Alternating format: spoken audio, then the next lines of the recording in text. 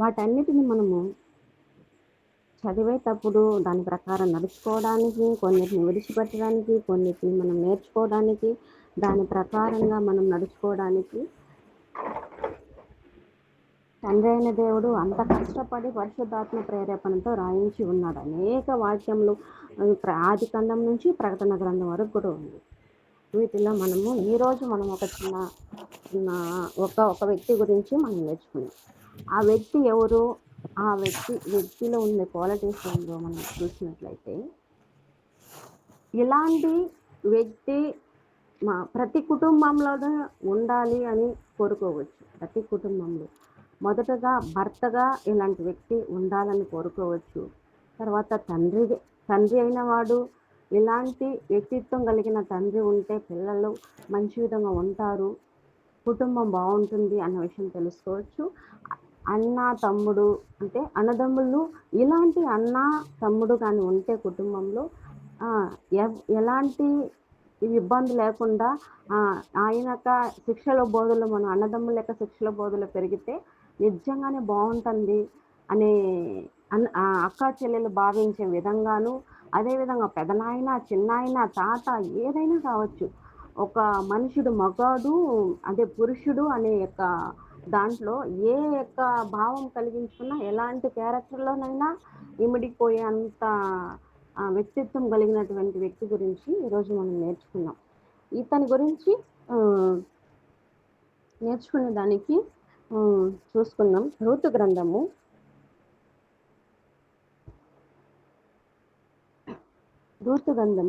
2వ అధ్యాయము 1వ వచనం. అయ్యా వినిపిస్తుందండి అయ్యా అందరికి బాగా వినిపిస్తా ఉందా? వినిపిస్తున్నాము. రూతు గ్రంథము 2వ అధ్యాయము 1వ వచనం చదువుకున్నాం.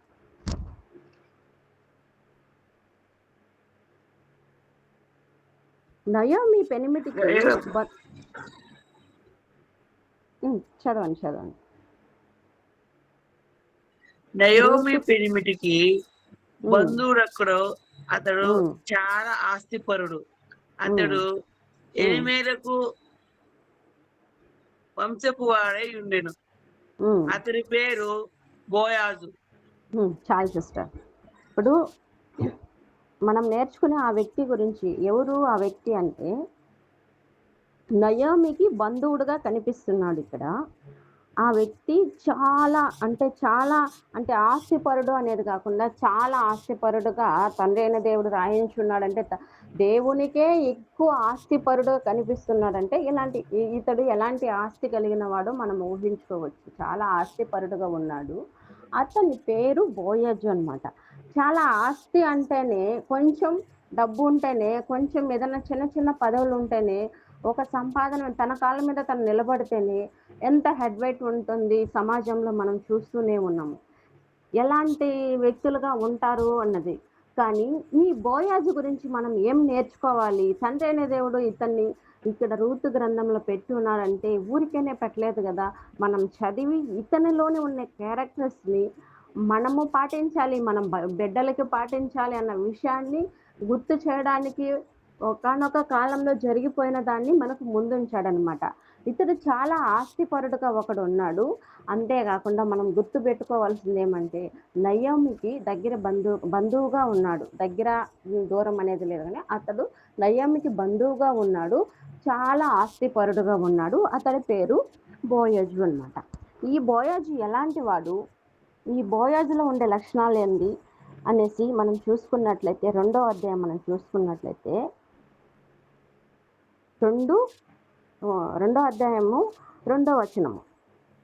మోయాబురాలైన రూతు, నీ సెలవైన ఎడల నేను పొలములోనికి పోయి ఎవని కటాక్షం పొందగలనో వాని వెనుక పరిగె ఏరుకొందునని నయోమితో చెప్పగా, ఆమె నా కుమారి పొమ్మనెను. ఏమంటుందంటే, ఇక్కడ బోయాజు విషయానికి వచ్చినట్లయితే, రూతు గంధానికి ఎత్తుకున్నట్లయితే రూతు గంధంలో ఉండేది చాలా తక్కువ క్యారెక్టర్సే ఉన్నాయన్నమాట. అందులో ముఖ్యమైన క్యారెక్టర్ ఒకటి రూతు గారు, నయోమి గారు, ఈయన బోయాజు గారు. వీళ్ళ ముగ్గురు గురించే నడుస్తుంది, ఇంకా వేరే వాళ్ళు ఎక్కువ రారు అనమాట. ఇందులో వీళ్ళ గురించి మనం ఎక్కువ చెప్పాల్సిన అవసరం లేదు. వాళ్ళు మోయాబు దేశం నుంచి కరువు కాలంలో నయోమి తన భర్తను పోగొట్టుకుంటుంది, 2 పిల్లల్ని పోగొట్టుకుంటుంది. తర్వాత కష్టకాలంలో అంటే కష్టకాలం అంటే మనసుకు కష్టం అనమాట. అలాంటి పరిస్థితిలో రిటర్ను వాళ్ళ యొక్క ఊరికి వస్తుంది. బెత్లెహేముకి వస్తుంది. యూదయ బెత్లెహేముకి వస్తుంది. ఒకానొక టైంలో కరువు వచ్చినప్పుడు అందరూ ఎక్కడెక్కడికో వెళ్ళిపోయినారు. ఏ ఏ దేశానికి వెళ్ళినప్పుడు మళ్ళీ సమృద్ధిగా ఉంది, మీరు రండని ఒక లేఖనం ద్వారా అందరూ వచ్చేస్తారనమాట. అలాంటి వస్తున్న టైంలో ఈ నయోము గారి ఇక్కడికి వచ్చినారు. ఈ కుటుంబంలో ఇక్కడ బెత్లెహేమ్ అనే ఊర్లో వచ్చి ఉంటున్నారు. ఆడ వచ్చి రూతుకి ఎవరు తెలియదనమాట. అక్కన పక్కన ఎవరు తెలియదు. ఎందుకంటే ఎప్పుడూ ఇక్కడ లేదు. ఈ ఊరు గురించి, ఈ ఊరు వాతావరణం గురించి ఏం తెలీదు. కానీ అప్పుడు ఆమె ఏం చేయాలంటే వెళ్ళి ఏదన్నా పని చేసుకోవాలంటే కూడా ఎవరు తెలియదు కాబట్టి వెనకాల ఏదన్నా రాలిపోయి ఉంటే దాన్ని ఏరుకోనుకునే పరిస్థితిలో ఉంది ఆమె. ఎందుకంటే పరిచయం లేదు. ఆమె అత్త కూడా అంత పరిచయం చేసేంత వ్యక్తిగా కూడా లేదు. ఎందుకంటే ఆమెకి చాలా వయసు అయిపోయింది. ఆమెని ఉండమనేసి నేను వెళ్ళి ఏరుకుంటానత్త, నేను వెళ్ళి పనులు ఏరుకొని వస్తాను అనేసి చెప్తూ ఉంది. అదే విధంగా మనం చూసుకున్నట్లయితే ఇంకొంచెం ముందుకెళ్ళి చూసుకున్నట్లయితే, కాబట్టి ఆమె వెళ్ళి పొలంలోనికి వచ్చి చేనుకోయి వారి వెనుక పొలంలో ఏరుకొనెను. ఆ పొలములో ఆమె పోయిన భాగము ఎలేమేలకు వంశపు వాడైన బోయాజుది. మనం ఇంతకు ముందు చదువుకున్నాం కదా, ఆస్తి పరుడు అనేసి. అంటే ఆస్తి. ఈ బోయాజు యొక్క చేనులో వెళ్ళి ఈమె పనలు ఏరుకుంటా ఉంది. బోయాజు యొక్క పొలం ఉందన్నమాట. ఇలాంటి సిచ్యువేషన్లో ఈ మనిషి ఎవరో తెలియదు, మనుషులు ఎవరో తెలియదు, బంధువులు లేదు, ఎవరు లేదు. ఒక పెద్ద మనిషి దగ్గరికి వెళ్ళి ఏరుకుంటా ఉంది. అక్కడ పరిస్థితులు ఏంది, ఆమెకి ఎలాంటి ఆదరణ కలిగింది అన్న విషయాన్ని గురించి మనం చూసుకుందాం. సాధారణంగా ఒక వ్యక్తి డబ్బు కలిగిన వాళ్ళైతే ఎలా బిహేవ్ చేస్తారో ఇంతకు ముందే మనము చూసుకొని ఉన్నాం.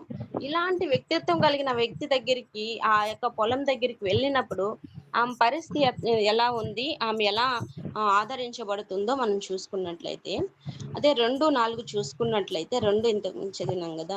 బోయాజు బెత్లెహేమ్ నుండి వచ్చి యెహోవా నీకు తోడై ఉండును గాకని పోయి వారితో చెప్పగా వారు యెహోవా నిన్ను ఆశీర్వదించును గాక అంటున్నాడు.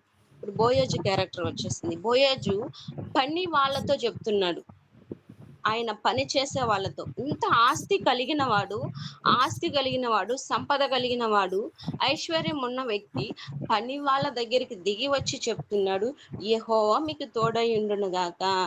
ఇది ఎంత మంచి క్యారెక్టర్ ఒకసారి ఆలోచించండి. డబ్బులు పని వాళ్ళంటేనే కొంచెం తక్కువగా చూస్తున్న పరిస్థితులను మనం చూడొచ్చు. కానీ బోయాజుకి ఎలాంటి మనసు ఉందంటే, మంచి మనిషిగా, వ్యక్తిత్వం కలిగిన వ్యక్తిగా, దేవుడి యొక్క శిక్షలోను బోధలోను ఇతడు ఉన్నటువంటి వ్యక్తిగా తన వ్యక్తిత్వాన్ని తను కనపరుచుకుంటున్నాడు. ఇదిగో పని వాళ్ళారా, మీకు దేవుడు తోడుగా ఉంటాడు అనేసి చెప్తున్నాడు. అదే విధంగా పని వాళ్ళు కూడా ఈయన్ని యెహోవా నిన్ను ఆశీర్వదించును గాక అనేసి అంటారనమాట. పని వాళ్ళకి ఈయనంటే ఇష్టము. అదే విధంగా ఈయన పని వాళ్ళని గౌరవిస్తున్నట్టుగా మనం చూడొచ్చు. ఈయన పని వాళ్ళని గౌరవిస్తున్నాడు, బాగా చూసుకుంటున్నాడు. ఇలాంటి యజమాని దొరకడం వాళ్ళకి ఎంత అదృష్టం. వాళ్ళు అంతకు మించి ఈయన్ని చూసుకొని ఉంటారు కాబట్టి ఈ సంభాషణ మనం చూడొచ్చు అనమాట. అది పని వాళ్ళు అడుగుతున్నాడు పని వాళ్ళతో. అప్పుడు బోయాజు పోయి వారి మీద ఉంచబడిన తన పనివాణిని చూచి, ఈ చిన్నది ఎవరు అని అడుగుతున్నాడు. ఎవరో వచ్చి పనులు ఏరుకుంటా ఉంది, ఈ చిన్నది ఎవరు అనేసి అన్నప్పుడు వాళ్ళు ఏమంటున్నారంటే, పని వాళ్ళు అంటున్నారు, అయ్యా మోయాబు స్త్రీ నయోమి యొక్క పెద్ద కోడలు, వాళ్ళు నయోమికి భర్త చనిపోయినాడు, రూతుకి భర్త చనిపోయినాడు. అదే విధంగా రూతు మరిది చనిపోయినప్పటికీ ఇంకొక స్త్రీ వచ్చి అక్కడే ఉండిపోయింది. ఈమె మాత్రం నయోమితో పాటు వచ్చింది, నయోమి గురించి ఆలోచించింది, ఈమె గురించి ఆలోచించి ఇక్కడికి వచ్చింది అనేసి తన గురించి పాజిటివ్గా బోయాజు దగ్గర చెప్తున్నారనమాట, రూతు గురించి. అప్పుడు 8 చూసుకున్నట్లయితే, అప్పుడు బోయాజు రూతుతో, నా కుమారి, నా మాట వినుము, ఎంత ఎంత చక్కటి మాటో ఒకసారి ఆలోచించండి. నా కుమారి, ఒక యవ్వనంలో అతడు యవ్వనంలోనే ఉన్నాడు. ఈ స్త్రీ దాదాపుగా యవ్వన కాలంలోనే ఉంది. ఎందుకు పెళ్ళైన వెంటనే వాళ్ళ భర్త చనిపోయినాడు కాబట్టి ఋతు కూడా యవ్వన కాలంలోనే ఉంది. ఒక యవ్వన కాలంలో ఉన్న స్త్రీని చూసి ఒక యవ్వనస్తుడు అంటున్నాడు, నా కుమారి. ఎంత గౌరవం కలిగి, ఎంత మర్యాద కలిగి, స్త్రీలంటే ఎంత గౌరవం కలిగి ఉన్నాడో ఒకసారి ఆలోచించండి ఈ బోయజు. తనని తన తన సా తనకు సమానమైన వ్యక్తితో మాట్లాడుతున్నాడు. అంటే వయసులో సమానంగా ఉన్న ఒక వ్యక్తితో మాట్లాడుతున్నాడు. ఈ కాలంలో యవ్వనంలో ఉండేవాళ్ళు ఈ మనం చూస్తూ ఉన్నాం. అసలు ఎలా మాట్లాడతారు, పక్కన మనిషికి గౌరవించడానికి కూడా చేతగాలేకపోతుందన్నమాట. పక్క మనిషిని ఎవరైనా కనిపిస్తే అవహేళనగా మాట్లాడడానికి, వాళ్ళని కించపరచడానికి, వాళ్ళని ఏదో ఒక లోటు చెప్పడానికి, ఏదైనా వాళ్ళ గురించి మాట్లాడడానికి ఇష్టపడతారు. కానీ యవ్వన కాలంలో ఉండేవాళ్ళు ఇదిగో దేవుని యందు భయంతోనూ భక్తితోనూ పెరిగినటువంటి బోయాజ్ అంటున్నాడు, నా కుమారి. ఎంత గౌరవం ఉందో స్త్రీల గురించి ఇతనికి. అందుకే తండ్రి అయిన దేవుడు పరిశుద్ధాత్మతో రాయించున్నాడు అనమాట. దీన్ని చదివే వాళ్ళు ఎలా బోయాజు లాగా తన పిల్లల్ని పెంచాలి. దీన్ని చదివే వాళ్ళు ఇదిగో వాళ్ళు పెద్ద అవుతున్నప్పుడు బోయాజు లాగా మనం దేవుని యందు భయంతోనూ భక్తితోనూ ఉండాలనేసి పురుషులైనా సరే స్త్రీలైనా సరే అందరూ అనుకోవాలి. దీని ప్రకారంగా పాటించాలని ఒక ఉద్దేశం కలిగే తండ్రి అయిన దేవుడు దీన్ని రాయించి ఉంటాడు. మనకు మంచి విధంగా మనం మంచి నేర్చుకోవడానికి. వేరొక పొలంలోని ఏరుకొనుటకు పోవద్దు, దీన్ని విడిచిపోవద్దు. ఇచ్చట నా పనికత్తెలు యొద్ద నిలకడగా ఉండుము. నువ్వు ఎక్కడికి వెళ్ళొద్దమ్మా. ఎందుకంటే నువ్వు నీ స్వజనులను వదిలేసి వచ్చినావన్న విషయం నాకు తెలుసు. నీ యొక్క తల్లిదండ్రులను వదిలేసి వచ్చినావన్న విషయం నాకు తెలిసింది. అందరినీ విడిచిపెట్టి ఇక్కడ నీ ఊరు కాదు, నీ దేశం కాదు, నీ జనాలు కాదు, తెలియని జనాల దగ్గరకు వచ్చి నువ్వు నీ అత్త కొరకు ఇంతగా త్యాగం చేస్తున్నావంటే నీ వ్యక్తిత్వం ఏందో నేను గుర్తించాను, నీ యొక్క క్యారెక్టర్ ఏందో నేను గుర్తించాను. నువ్వు వేరొక పొలంలోనికి వెళ్ళొద్దు, ఇక్కడే నిలకడగా ఉండు. ఇక్కడ నీకు కావాల్సినంత దొరుకుతుంది. చాలా ఆస్తిపరుడు కాబట్టి తనకు ఒక భరోసా ఇస్తున్నట్టుగా తన ఒక స్త్రీని ఎంతలా గౌరవిస్తున్నాడో దీన్ని బట్టి మనం బోయాజు యొక్క వ్యక్తిని గురించి మనం నేర్చుకునే విషయము ఇది అనమాట. స్త్రీని గౌరవిస్తున్నాడు, నువ్వు వేరొక చోట వద్దు అంటే ఇంకోటి సహాయం కూడా చేస్తున్నాడు, సహకారిగా కూడా ఉన్నాడు అనమాట. సహాయం చేస్తున్న వ్యక్తిగా కూడా మనం చూడొచ్చు అనమాట. అది 9 చూసుకున్నట్లయితే, వారు పొజిషన్లు కనిపెట్టి వారిని వెంబడించుము, నిన్ను ముట్టకూడదని యవనస్తులకు ఆజ్ఞాపించి ఉన్నాను. అంతేకాదు ఇదిగో నీ గురించి తెలుసుకున్నాక, నీ నీ నీ యొక్క క్యారెక్టర్ గురించి తెలుసుకున్నాక నీ మీద గౌరవం చాలా పెరిగిందమ్మా. ఇదిగో ఊర్లో ఉన్న యవనస్తులందరికీ నేను చెప్పున్నాను, ఇదిగో రూతు జోలికి ఎవరు వెళ్ళకూడదు, రూతుని ఎవరు ఏం మాట్లాడకూడదు. తనే కాదండి, తనతో ఉండే వాళ్ళు, తన ఊరు వాళ్ళందరినీ కూడా స్త్రీలకు భద్రత కల్పించే వ్యక్తిగా కూడా ఈ యొక్క వ్యక్తిలో మనం చూడొచ్చు. స్త్రీలు అంటేనే ఎలాగంటే అలా ఉంటున్న టైంలో ఇప్పుడు మనం రాజకీయంలో కూడా మనం చూస్తున్నాము, ఎన్నో విధాలుగా చూస్తున్నాం. స్త్రీలకు భద్రత కల్పించాలి అనేసి ఈనాటికి కల్పిస్తున్నప్పటికీ జరగవలసిన నష్టం జరిగిపోతానే ఉంది.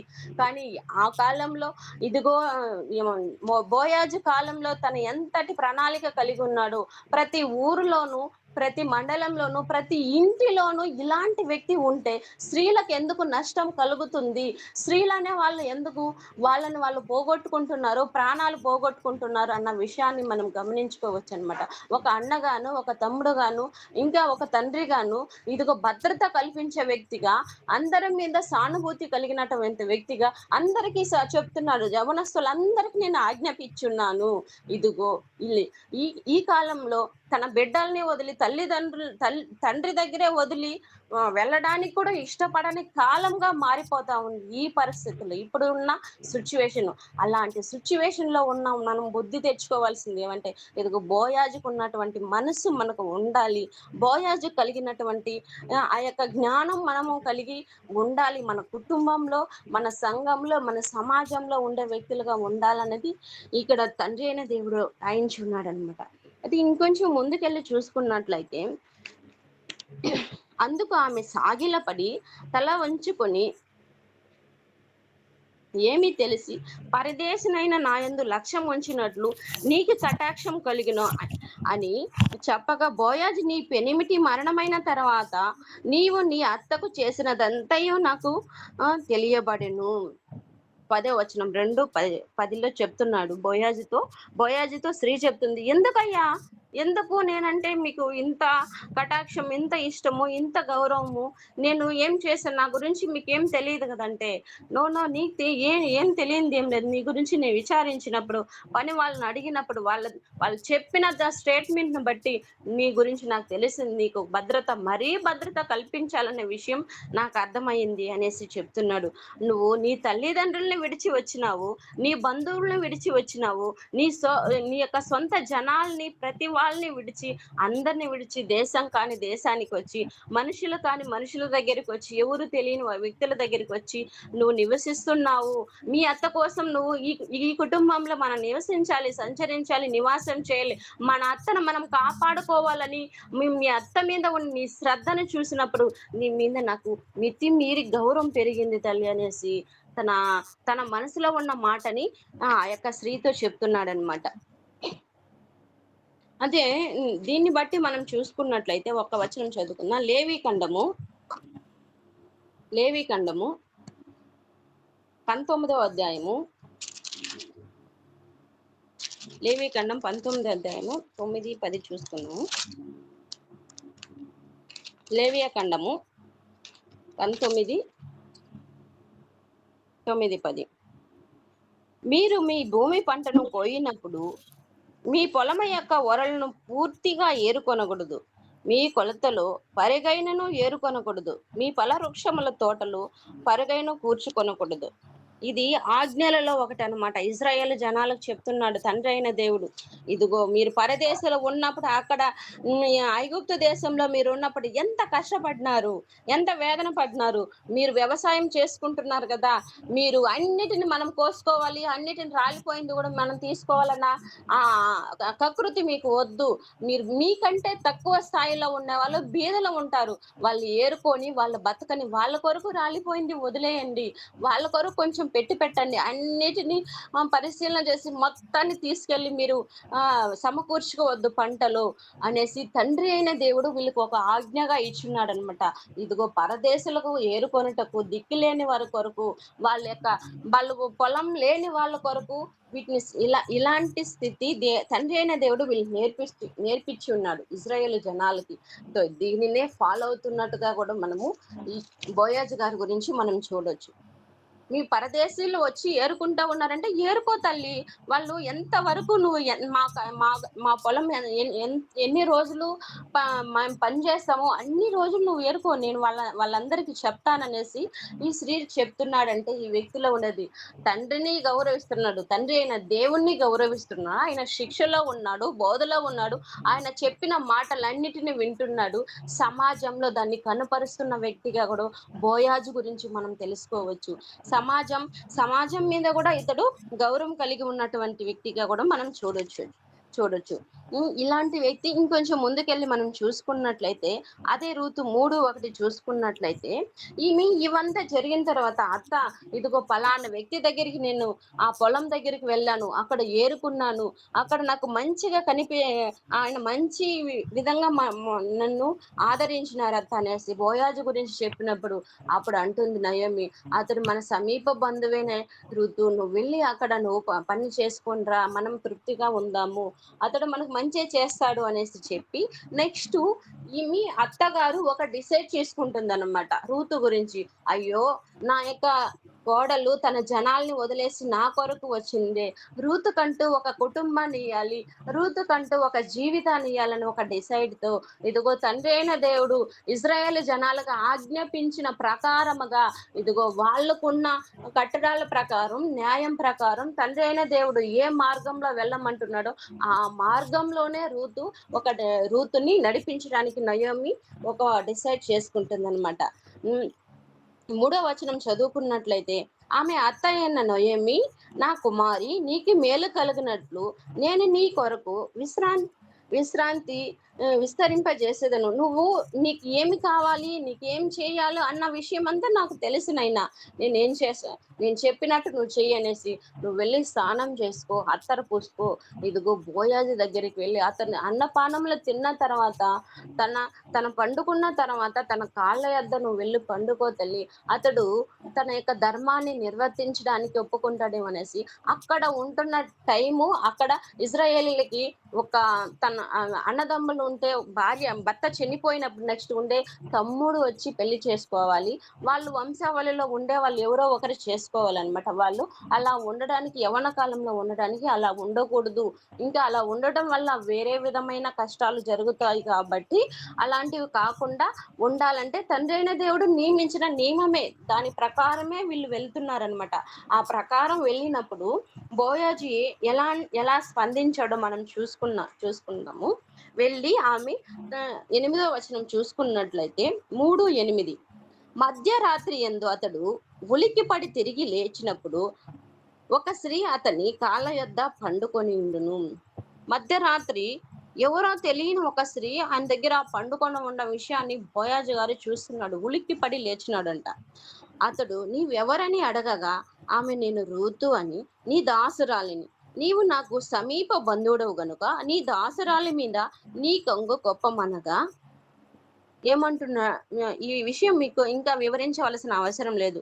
బోయాజు గారు, ఇదిగో నేను మీకు సమీప బంధువునంట మా అత్తగారు చెప్పారు, మీరు నా మీద కొంగును కప్పండి, నా కొంగును కప్పండి, మీరు వచ్చి సమీప బంధు ధర్మాన్ని జరిపించండి అనేసి ఒక స్త్రీ వెళ్ళి మధ్యరాత్రి వేళ అతని దగ్గర మాట్లాడుతున్న టైంలో అతని క్యారెక్టర్ ఇక్కడ కదా బయటపడేది. ఇలాంటి క్యారెక్టర్స్ ఇదిగో ఈ వ్యక్తి ఏమంటున్నాడో ఒకసారి చూసుకుందాము. అతడు, నా కుమారి, యెహోవా చేత నీవు దీవెన నొందినదానవు, కొద్దివారినే గాని గొప్పవారినే గాని యవ్వనస్తులు నీ వెంబడింపక ఉండుట వలన నీవు మునుపటి సత్క్రియ కంటే వెనుకటి సత్క్రియ మరీ ఎక్కువైనది. ఆమె గురించి చెప్తున్నాడు. అమ్మా నా కుమారి, ఇదిగో నేను నీ గురించి అన్నిటిని తెలుసుకున్నాను, నువ్వు ఎలాంటి వ్యక్తి అనే విషయం నాకు తెలుసు. నువ్వు ఆమె యొక్క క్యారెక్టర్ గురించి ఆమెకే గుర్తు చేస్తున్నాడు బోయాజు గారు. నీ గురించి నాకు తెలుసు, ఇదిగో నువ్వు మునుపటి నీ ప్రవర్తన కంటే ఇప్పటి నీ సత్ప్రవర్తన, నీ అత్త ఎలాగైతే చెప్పిందో దాన్ని ఫాలో అవుతున్నాడు. ఇప్పుడు నియమాలు నిబంధనలు నీకు తెలుసో తెలీదో, తండ్రి అయిన దేవుడు మాకు నియమించిన దాని ప్రకారం ఇదిగో మీ అత్త మీకు చెప్పింది, దాని ప్రకారం నువ్వు చేస్తున్నావమ్మా, నువ్వు భయపడొద్దు. ఇదిగో నీకంటే నాకంటే ముందుగా ఇంకొక వ్యక్తి ఉన్నాడు, సమీప బంధువు ఉన్నాడు. ఒకవేళ అతడు జరిపించకపోతే ఖచ్చితంగా నేనే జరిపిస్తానమ్మా, నేనే చూసుకుంటానమ్మా అనేసి తనకు హామీ ఇస్తున్నాడు. ఇక్కడ ఒక విషయం మనకు అర్థం అవ్వాలి. ఇదిగో యాకోబు కుమారుడైన యేసేపు గారు ఇదిగో ఎలాగైతే సత్ప్రవర్తన కలిగి ఉన్నాడో, ఇదిగో తన్ను తాను కాపాడుకునడానికి పారిపోయినాడు స్త్రీ చేత ప్రేరేపించబడి, ఆ విశ్వాసాన్ని ఒకసారి మనం గుర్తు చేసుకోవాలి. నేను దేవుని తెలియకుండా నేను ఇలాంటి పని చేయగలుగుతాను అనేసి యేసేపు గారు ఎలాంటి డిసైడ్ చేసుకున్నారు. ఇదిగో ఈ స్త్రీ పట్ల ఈ బోయాజు గారు కూడా ఒక దేవుని మీద భయాన్ని చూపిస్తున్నాడు, భక్తిని చూపిస్తున్నాడు, దేవుడు విధించిన కట్టడాలను మేరన వ్యక్తిగా ఉన్నాడు. ఇలాంటి క్యారెక్టర్స్ కలిగిన వ్యక్తులు మన ఇంట్లో ఉంటే ఎలా ఉంటుందో ఒకసారి ఆలోచించండి. మనకు ఏ యొక్క వ్యక్తి, బంధువు, ఎలాంటి బంధుత్వం కలిగిన వాళ్ళైనా సరే ఇలాంటి వ్యక్తులు కదా మన కుటుంబంలో ఉండవాలి. ప్రతి కుటుంబంలోనూ ఉండవలసిన ఈ భర్తకు కానీ, తల్లిదండ్రులకు కానీ, తండ్రికి కానీ, అన్నదమ్ములకు కానీ, ఇదిగో పెరుగుతున్న కుమారులకు కానీ ఇలాంటి భయంతోనూ భక్తితోనూ మన తల్లిదండ్రులుగా ఉంటున్న మనము ఇలాంటి వ్యక్తిగా కదా మన బిడ్డల్ని మనం పెంచుకుంటూ వెళ్ళాలి. ఒక ఇతరుల మీద గౌరవం కలిగి, ఇతరుల మీద వాళ్ళు చెప్పిన మాటలు ఏదైనా చెప్పినప్పుడు నేను చెయ్యను, నేను పట్టను, నేను చేయను, అలా ఎలా అనేసి చెప్పే విధంగా మనం బిడ్డల్ని మనం పెంచకూడదు. మనము ఇదిగో బోయాజు తల్లి ఎంత అదృష్టవంతురాలు, ఎంతలా నీట్గా పెంచిందో ఒకసారి బోయాజు బోయేజ్ గారి చరిత్ర చూస్తా ఉంటే తెలుస్తుంది. ఎంత మంచి వ్యక్తిత్వం కలిగిన వ్యక్తిగా ఉన్నాడు. ఒక స్త్రీయే వచ్చి తన కాళ్ళ దగ్గర పడుకున్నప్పుడు, "నువ్వు లేయమ్మా, దేవుడు నిన్ను దీవిస్తాడు. నువ్వు మంచి వ్యక్తివే. నీకు నీకన్ నే నాకంటే సమీప బంధువు ఒకడున్నాడు. ఒకవేళ అతడు జరిపించకపోతే ఖచ్చితంగా నేను జరిపిస్తాను" మాట ఇచ్చి పంపిస్తున్నాడు. మనం చూసుకున్నట్లయితే ఆఖరికి చదివేదానికి టైం లేదు కాబట్టి మీ తర్వాత కూడా చదువుకోండి. అలా వెళ్ళి తర్వాత అంతటితో కాకుండా ఇంకొంచెం ఇంపార్టెంట్ అయిన విషయం ఏంటంటే 14 చూసుకున్నట్లయితే 3:14లో, కాబట్టి ఆమె ఉదయం వరకు అతని కాళ్ళ యొద్ద పండుకొని ఒకనినొకడు గుర్తించపాటి వెలుగు రాకముందే లేచెను. అప్పుడు ఆమె ఆ స్త్రీ కళ్ళమునకు వచ్చిన సంగతి తెలియకూడదని చెప్పెను. తన పని వాళ్ళతో చెప్తున్నాడు.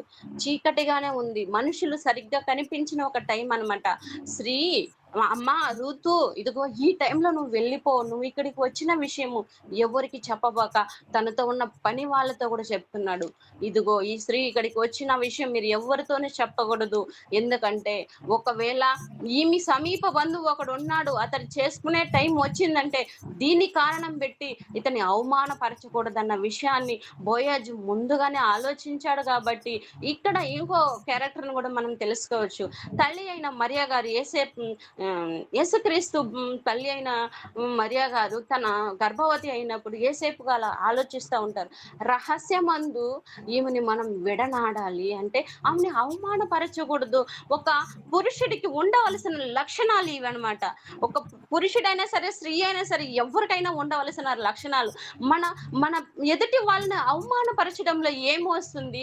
నిలబెట్టి నిలదీసి అవమానపరిచి కించపరచడంలో ఏమొస్తుంది? ఇదిగో మనకు దేవుడు ఏం నేర్పిస్తున్నాడంటే క్షమాగుణం ఉండాలి. రహస్యం అందు ఒకవేళ ఈమె తప్పు చేసినప్పటికీ కానీ ఈమెని నేను 10 మందిలోకి లాగను, ఇదిగో రహస్యం అందు ఈమెని విడనాడాలని యేసేపు గారి ఆ రోజు ఆలోచించిన వ్యక్తిత్వాన్ని ఒక్కసారి ఆలోచించండి. ఇదిగో బోయాజు గారు కూడా ఇదిగో ఎవరికి తెలియకూడదు, ఎందుకంటే ఈమె మీద మచ్చ పడడానికి వీలు లేదన్న విషయాన్ని గుర్తు చేసుకుంటూ తన పని వాళ్ళకి చెప్తున్నాడు. అదే విధంగా మనం 4వ వచనం చూసుకున్నట్లయితే 4:13లో వివాహం జరుగుతుంది వాళ్ళిద్దరికి. ఇదిగో సమీప బంధువుడు నేను చేసుకోను అని చెప్తాడు. తర్వాత వీళ్ళు బోయేజుకును రూతుకును వివాహం జరుగుతుంది. 13వ వచనంలో 4:13లో జరుగుతుంది. ఒకసారి 4:21 చదువుకుందాం. లాస్ట్ టైం అయిపోతుంది కాబట్టి 4:21 బోయాజు ఓబేదును కనెను, ఓబేదు యెషయిని కనెను, యెషయి దావీదును కనెను. ఇదిగో దావీదు వంశాలు, దావీదు కుమారుడైన యేసుక్రీస్తు వంశావళిని మత్తయి సువార్తలో మనకు ఉంటుంది కదా. ఇదిగో ఇక్కడ నుంచి వచ్చిందనమాట వంశావళి యేసుక్రీస్తుకి. ఇదిగో యేసుక్రీస్తులో ఉన్న ప్రతి వాళ్ళు నీతిమంతులుగా ఉండాలి. ఎవరిన యేసుక్రీస్తు వారే కాదండి, యేసుక్రీస్తు తండ్రి అవ్వాలా, తాత అవ్వాలా, ఇంకా ఏమన్నా అవ్వాలంటే అతడు నీతిమంతుడుగా ఉండాలి, దేవుని యందు భయము కలిగి ఉండాలి, దేవుని యందు భక్తి కలిగి ఉండాలి. ఇదిగో మంచి ప్రవర్తన కలిగి ఉండే వ్యక్తులుగా ఉండాలనేదే దేవుని కోరిక ఏమో. కాబట్టి ఇదిగో ఈ యొక్క 3-4 తరాలు ముందు చూసుకున్నట్లయితే కూడా బోయాజు ఎలాంటి వ్యక్తిగా ఉన్నాడు మనం చూడగలుగుతాం. తర్వాత దావీదు గురించి మనకు తెలుగు, యెషయ గురించి, ఓబేదు, ఇక్కడ వీళ్ళందరూ వచ్చినారంటే వీళ్ళ గురించి రాస్తున్నారంటే వీళ్ళు మంచి క్యారెక్టర్ కలిగి ఉన్నారు కాబట్టి వీళ్ళ గురించి రాస్తున్నారనమాట. ఇంకొకటి వచనాన్ని మనం చూసుకున్నట్లయితే మత్తయి సువార్త 1వ అధ్యాయము లాస్ట్ చదువుకొని ముగించుకుందాం. మత్తయి సువార్త 1వ అధ్యాయము 5 తీసేసుంటే చదవండి సిస్టర్, ఎవరన్నా తీసుంటే కూడా.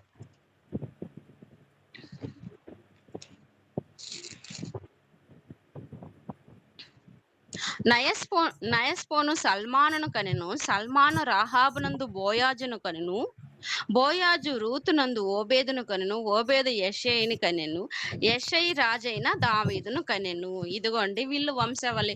అక్కడ ఎలాగైతే క్రమంగా ఉందో సేమ్ అలాగే ఇక్కడ ఒక క్రమంగా ఉంది. ఇదిగో బోయాజు క్యారెక్టర్లో మనం నేర్చుకోవలసింది ఏమిటో ఒకసారి ఈ సమయం అందు మనం చూసుకున్నాం కదా. సమయం లేదు కాబట్టి మరోసారి చెప్పడానికి, ఈ బోయాజు లాంటి వ్యక్తిత్వం కలిగిన వాళ్ళు మన కుటుంబంలోను, మన సంఘంలోను, మన మనకు మనకు తెలిసిన వాళ్ళందరి దగ్గర ఉంటే ఎంత బావుంటుందో ఒకసారి ఆలోచించండి.